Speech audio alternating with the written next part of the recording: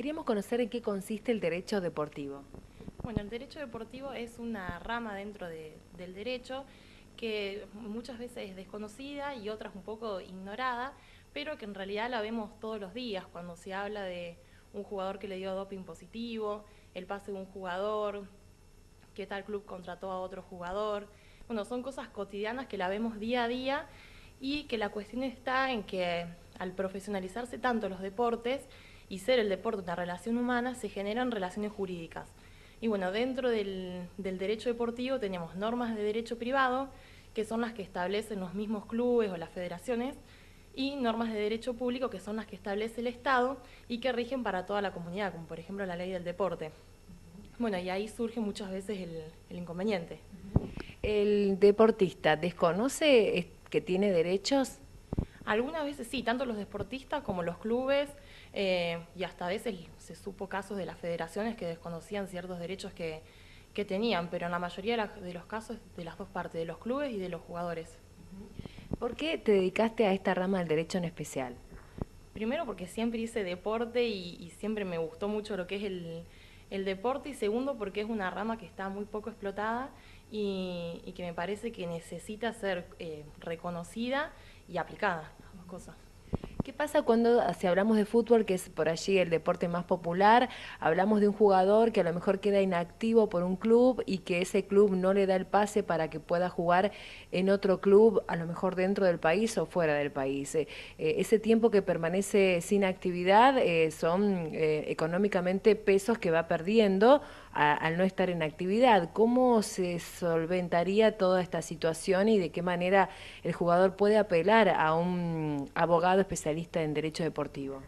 Bueno, en ese caso lo que habría que ver es si el jugador tiene un contrato firmado con el club, y de esa forma ver de efectuar un reclamo al club para que le reconozca esos meses que estuvo inactivo y además para que le otorgue el pase, las dos cosas. ¿Son frecuentes este tipo de situaciones?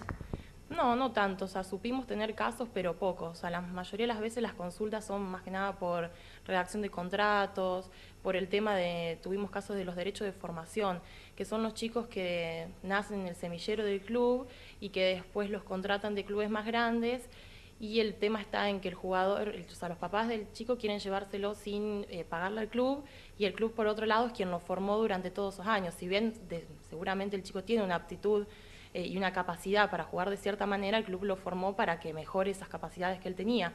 Y bueno, esas son las consultas que por ahí más tuvimos, que es todo un tema porque está la patria potestad de los papás que no se le puede desconocer, y a su vez está el derecho del club que lo formó durante muchos años.